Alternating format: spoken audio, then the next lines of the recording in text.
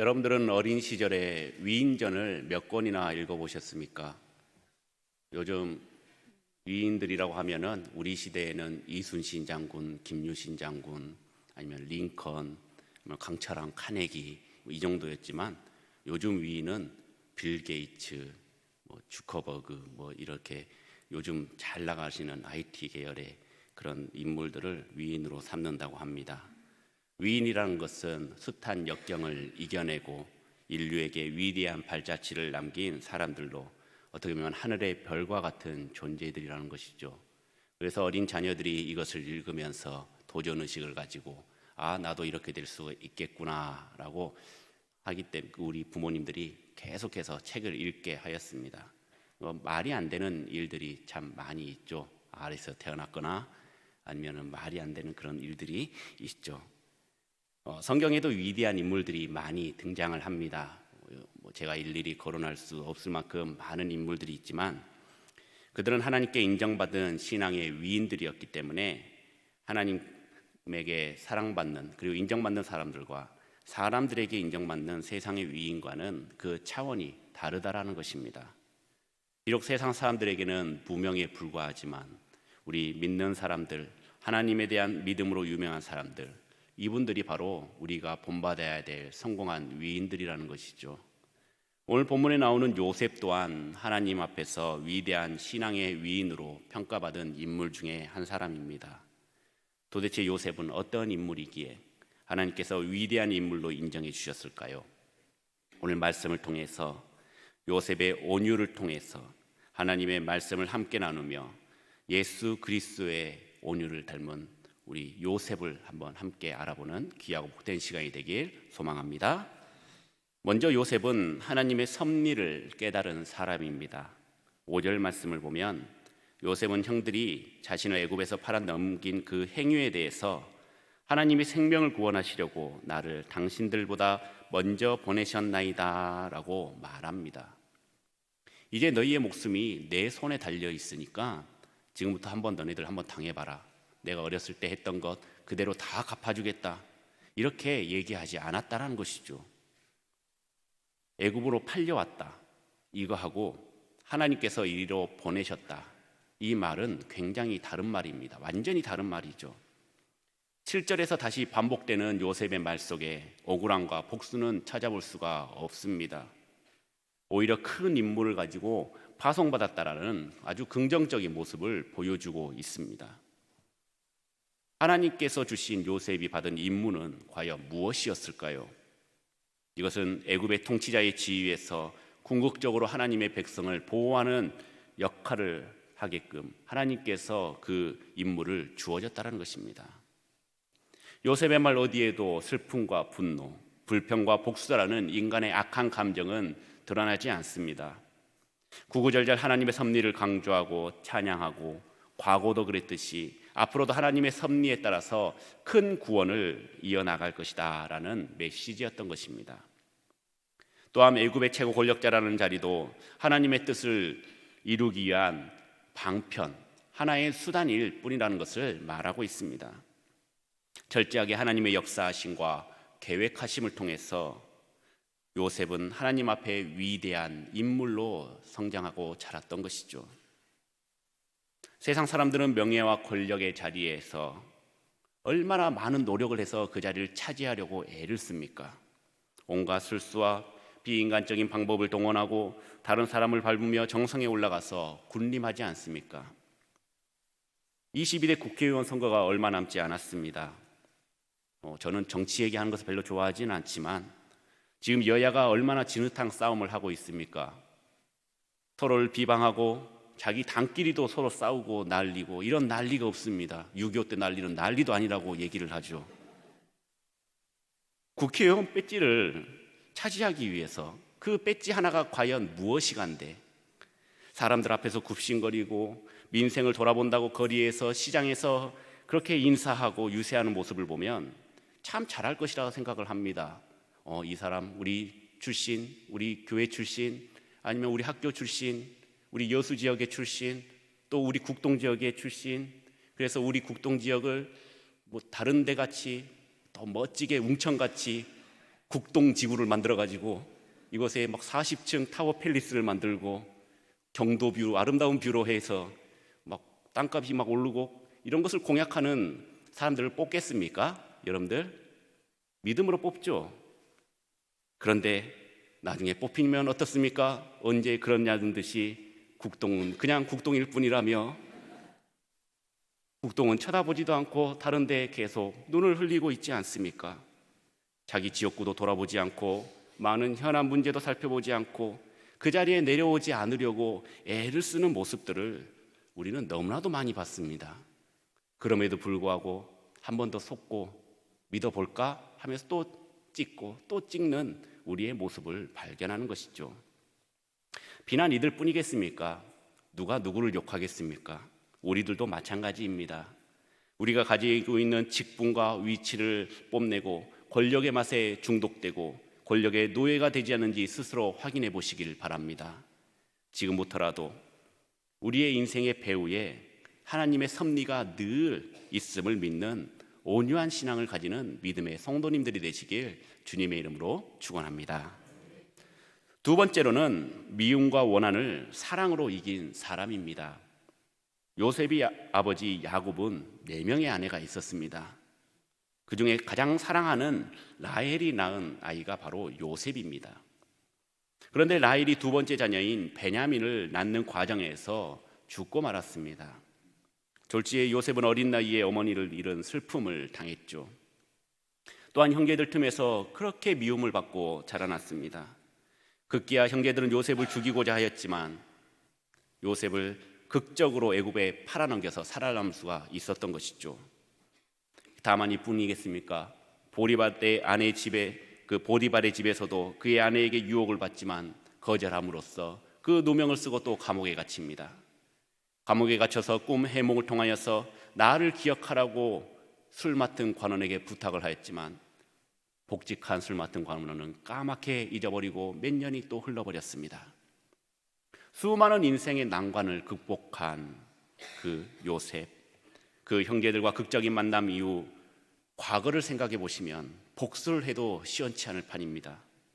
그럼에도 불구하고 요셉은 자신의 감정을 드러내지 않았던 것입니다.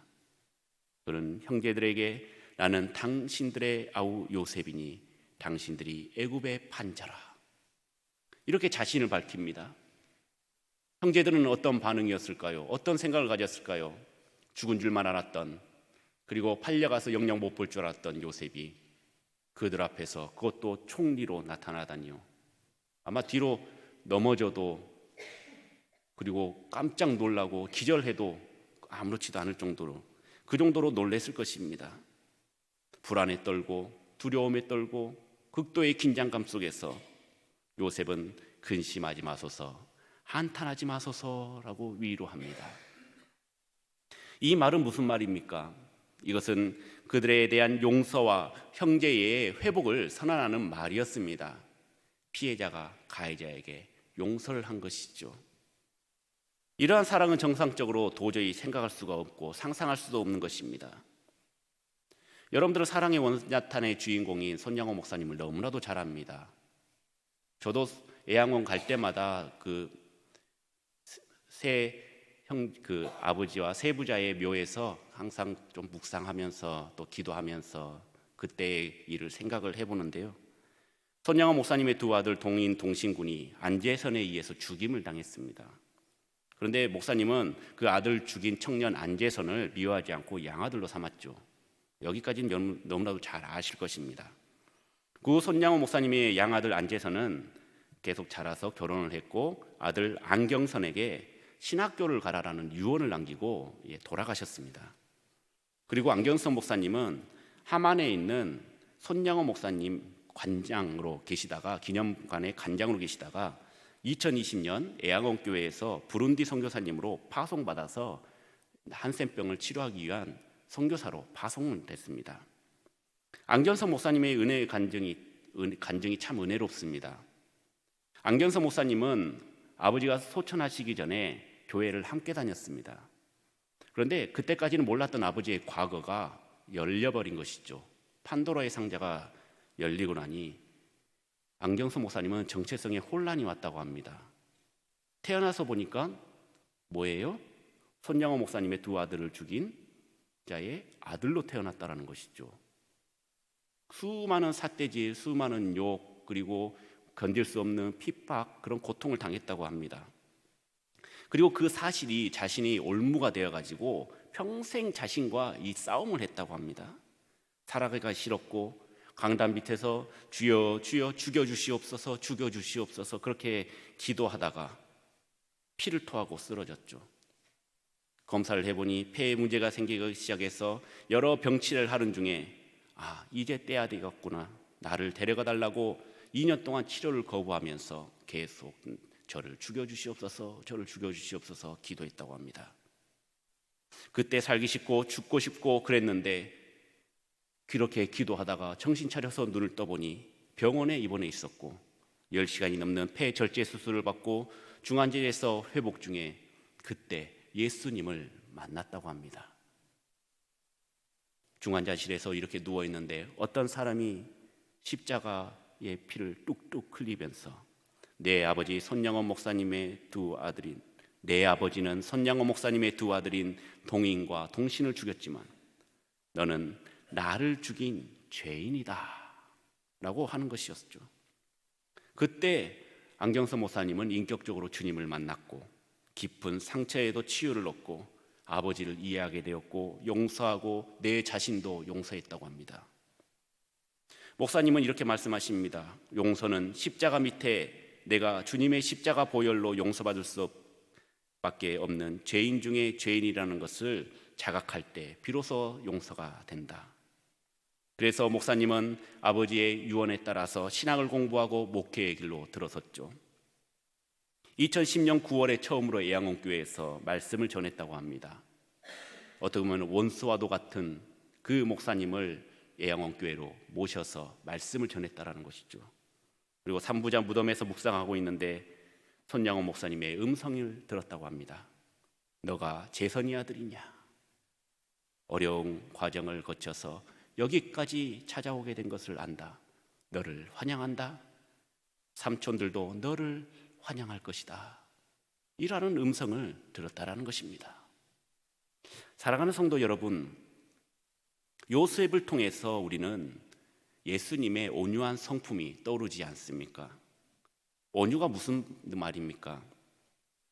마음씨가 따뜻하고 부드러움을 말하는 것이 바로 온유입니다.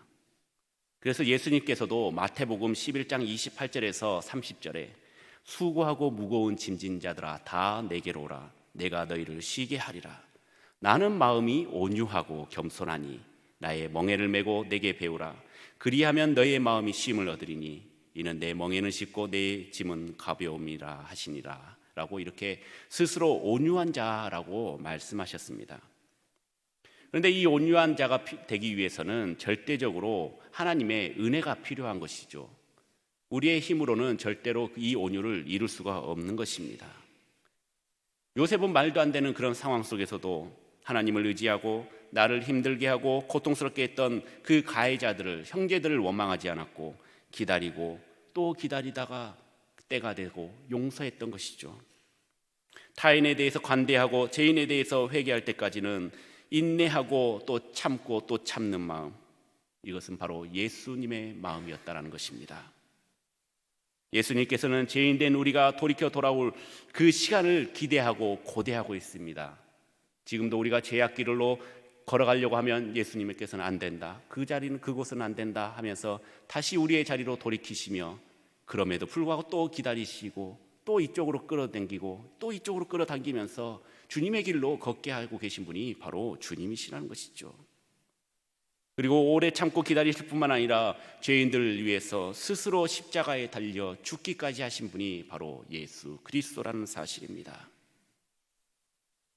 우리가 하나님 앞에 설 수 있는 이유, 이것은 예수님의 무한하신 사랑으로 우리가 하나님 곁에 갈 수 있게 되었던 것입니다. 예수 그리스도가 아니면은 우리는 감히 예수님을 볼 수도 없고 또 말할 수도 없고 느낄 수도 없는 것이죠. 예수님의 사랑을 깨닫고 우리의 상처와 아픔을 치료받고 회복시키며 용서받지 못할 자들을 용서하고 이해할 수 있는 그런 믿음을 가진 우리의 복된 주님의 자녀들이 되길 주님의 이름으로 축원합니다. 세 번째로는 요셉은 하나님의 등을 보았습니다.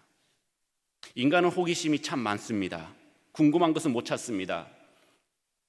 여러분들 자주 하는 말씀, 똥인지 된장인지 꼭 찍어봐야 맛을 알까요? 아니면 알까요? 그냥 알까요? 근데 꼭 찍어본다라는 것입니다. 후회하면서도 불구하고 이게 아닌데 내 생각이 맞았어 하면서도 이것을 해보지 않고서는 못 견디는 사람들이 있습니다. 우리가 신앙생활을 하고 하나님을 믿는다고 하지만 믿음의 주체이신 하나님의 얼굴을 본 적은 없습니다. 여러분들 하나님 얼굴 본 적 있으십니까? 하나님의 얼굴과 예수님의 얼굴을 혼동하시면 안 됩니다. 예수님은 이 땅에 친히 인간으로 내려오셔서 수많은 무리들이 증인으로 있습니다. 그런데 하나님께서는 늘 본 모습이 아닌 다른 모습으로 우리에게 나타나셨다는 것이죠. 바람으로서, 불로서, 구름으로서 나타나셨던 것입니다. 그렇기 때문에 모세도 출애굽기 33장 18절 말씀을 통해서 원하건대 주의 영광을 내게 보이소서라고 간청까지 하였습니다. 모세도 굉장히 호기심이 많은 자였던 것 같습니다. 그렇게 하나님과 대화하면서 얘기했지만 정작 하나님의 얼굴을 보지 못했기 때문에 하나님, 내 죽기 전에 딱 한 가지 소원이 있는데 얼굴 좀 보여주세요. 죽은 다음에 얼굴 봐라 라고 얘기했을지도 모릅니다. 끝까지 안 보여주셨다는 것이죠. 하나님께서 이렇게 말씀하십니다. 내가 네 얼굴을 보지 못하리니 나를 보고 살 자가 없음이라. 쉽게 얘기해서 내 얼굴을 보면 죽는다라는 것입니다. 나는 너를 지금 죽이고 싶지 않아. 지금은 너가 죽을 단계가 아니야. 아직 할 일이 많아. 그러고 나서 하나님께서는 다시 말씀하십니다. 내 영광이 지나갈 때 내가 너를 반석 틈에 두고 내가 지나가도록 내 손으로 너를 덮었다가 손을 거두리니 내가 내 등을 볼 것이요 얼굴은 보지 못하리라. 반석 틈에 두고 내가 지나가도록 내 손으로 모세에 덮었다가 지나갈 때 손을 펴주신다는 것입니다. 그렇다면 하나님이 지나갈 때는 얼굴 못 보고 뒷모습만 보게 되겠죠. 우리는 하나님을 직접 만나고 싶어 합니다. 저만 만나고 싶습니까? 저는 정말 만나고 싶습니다. 할 말도 많습니다. 우리의 경험을 통해 확신을 얻고 싶은 것이 인간의 마음인 것이죠. 믿지 않는 것, 믿는 것, 이것은 물건을 봤을 때, 어떠한 형체를 봤을 때, 그리고 내 눈으로 목격을 했을 때 이것은 증거가 되는 것입니다. 근데 보지 않고 믿는 믿음이 진짜 믿음이라고 하지만 믿지 않은 사람들은 끝까지 안 믿습니다. 믿는 사람들 중에서도 이 경험을 바탕으로 해서 내가 예수님을 더 믿어야지라고 생각하는 분들도 계신다라는 것이죠. 그리고 내가 확실한 증인이 되어서 믿지 않은 사람들에게도 확실하게 전달을 시키고 싶은 것이 우리의 마음인 것입니다. 하나님께서는 모세에게 얼굴은 보여주지 않고 등을 보여주겠다라고 말씀하셨는데 하나님이 등이 있습니까? 없습니까? 물론 하나님께서는 인간을 모델 삼아서 등을 보여주시겠다라는 그런 말씀이었습니다. 그런데 여러분들이 시내에 볼 일이 있어서 나갔습니다. 그런데 멀리 어떤 잘생긴 사람이 딱 가고 있는데 저의 뒷모습이었습니다. 웃어야 될 타이밍인데 예. 잘생기지 않았습니다. 죄송합니다. 네. 얼굴을 보지 못하고 뒷모습 약간 펑퍼짐하고 후덕한 모습을 보는데 아무리 봐도 안드레 목사님인 거예요. 그런데 누구도 부정할 수 없이 저의 모습인데 여러분들은 저를 본 것입니까? 아니면 보지 못한 것입니까? 봤습니까? 못 봤습니까? 저를 시내에서 봤습니까? 못 봤습니까? 봤죠. 그래서 교회에 와서 목사님 언제 몇 월 몇 시에 중앙동에서 어디로 걸어가지 않으셨습니까? 맞아요. 근데 왜 인사 안 하셨어요? 긴가민가 해서요. 100% 저였죠. 우리는 하나님의 등을 본 것만으로도 충분히 하나님의 형상을 본 것입니다. 제 등을 보면서 목사님이 저기 계시는구나 라고 봤듯이 말이죠. 하나님의 등이 바로 하나님의 흔적이라는 것입니다. 하나님께서 이루셨던 그 모든 것, 우리는 그 뒤를 밟고 가기 때문에 우리는 하나님의 등을 볼 수밖에 없는 것입니다. 우리가 하나님보다 앞서 나가면 이것은 문제가 되는 것입니다. 하지만 하나님께서 우리의 갈 길을 닦아주고 계시기 때문에 그 하나님의 뒷모습만 가더라도 우리는 안전하고 든든하게 하나님의 영광을 위해서 한 발자국 한 발자국 걸어갈 수가 있는 것이죠. 요셉은 하나님의 등을 보면서 평생을 살았습니다. 많은 상처와 아픔들이 있었지만 하나님의 역사를 의심하지 않았습니다. 그러기에 요셉의 입에서는 늘 하나님을 찬양했고, 억울하고 원통하더라도 침묵하였고, 모든 일을 받아들이고 온유할 수 있었던 것입니다. 하나님께서는 자신의 뜻을 이루기 위해 우리에게 늘 행복과 평안만 주는 것이 아닙니다. 가끔 시련도 주고 시험도 주고 고난도 주고 아픔도 주고 상처도 주십니다. 하나님께서는 그 모든 것을 잘 이겨내는 분을 원하십니다. 그래서 하나님 나라의 영광을 위해서 어떻게 사용될까, 어떻게 사용할까라고 연구하고 고민하면서 우리에게 또 메시지를 던져주십니다. 너는 이렇게 하면 좋겠다. 너는 이렇게 하면 좋겠다. 네가 가진 달란트 이걸로 이렇게 한번 해봐라 라고 계속해서 우리에게 메시지를 주는 것이죠. 이러한 메시지를 잘 받고 올바른 신앙을 가진 자들은 온유한 자가 될 수밖에 없는 것입니다. 지금 여러분들 앞에 하나님이 계십니까? 여러분들의 하나님의 등이 보이십니까?